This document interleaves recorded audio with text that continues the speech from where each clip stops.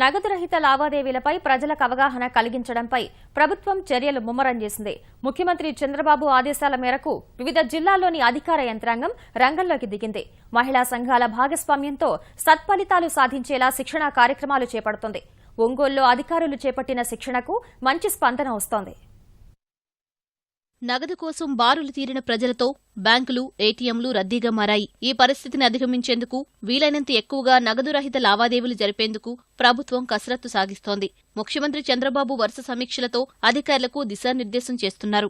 నగదు కొరత ఏర్పడకుండా చర్యలు చేపట్టాలని సూచిస్తున్నారు. ఇప్పటికే పౌర సరఫరాలు, ఆర్టీసీ వంటి విభాగాలు ఈపోస్ యంత్రాలతో లావాదేవీలు జరుపుతున్నాయి. క్షేత్రస్థాయిలో ప్రజల భాగస్వామ్యం పెంచేందుకు ప్రభుత్వం మహిళా సంఘాలను మాధ్యమంగా ఎంచుకుంది. పెద్ద నోట్ల రద్దు పర్యవసానాల నేపథ్యంలో మహిళలు శక్తి చాటాలన్న చంద్రబాబు పిలుపుతో అధికారులు చర్యలు ప్రారంభించారు. ఒంగోలులో ఇంటర్నెట్ సాథీలు, బ్యాంకు మిత్రాలకు శిక్షణ చేపట్టారు. 4 రోజులు నిర్వహించే శిక్షణలో బ్యాంకుల ప్రతినిధులు పాల్గొని ఆన్లైన్ చెల్లింపులపై అవగాహన కలిగిస్తున్నారు.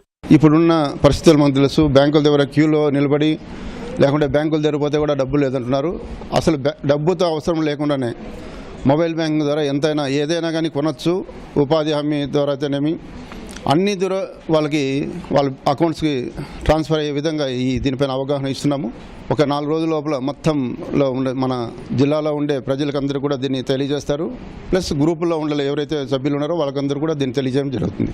మొబైల్ బ్యాంకింగ్, ఆన్లైన్ చెల్లింపులపై దృష్టి సారించిన ప్రభుత్వం మహిళా సంఘాల సభ్యులకు ఫోన్లు అందించే దిశగా ఆలోచిస్తోంది. ఇంటర్నెట్, స్మార్ట్ ఫోన్ సౌకర్యం లేకపోయినా సాధారణ ఫోన్లతోనూ చెల్లింపులు జరిపే విధానాలపై నిపుణులతో శిక్షణ ఇప్పిస్తున్నారు. వీళ్ళు మళ్ళీ తర్వాత పూర్తిగా అవగాహన చేసుకున్న తర్వాత మండలాల్లో అక్కడ ఉన్నటువంటి గ్రామైక సంఘ సభ్యులకు మరియు ఉపాధి హామీ మేట్లకు కానీ సివిల్ అసిస్టెంట్స్కు మరియు ఇతరత్ర ఎవరైతే మొబైల్ ద్వారా చేసుకోవాలనే ఆలోచనతో ఉన్నారో వాళ్ళందరికీ కూడా ఒక ట్రైనింగ్, శిక్షణ కార్యక్రమాలు చేసి మొబైల్ బ్యాంకింగ్ ద్వారా క్యాష్లెస్ ట్రాన్స్ఫర్స్ అన్నీ కూడా మన హ్యాండ్లింగ్ చేయడానికి, దాన్ని ఉపయోగించుకోవడానికి కావాల్సిన చర్యలు మన గవర్నమెంట్ పెద్ద ఎత్తున తీసుకోబోతోంది. ప్రజలకు ఉపశమనం కలిగించాలన్న ముఖ్యమంత్రి చంద్రబాబు ఆలోచనపై ప్రభుత్వ అధికారులు, బ్యాంకుల ప్రతినిధులు హర్షం వ్యక్తం చేస్తున్నారు. ఆన్లైన్ శిక్షణ సత్ఫలితాలు ఇస్తుందని చెబుతున్నారు.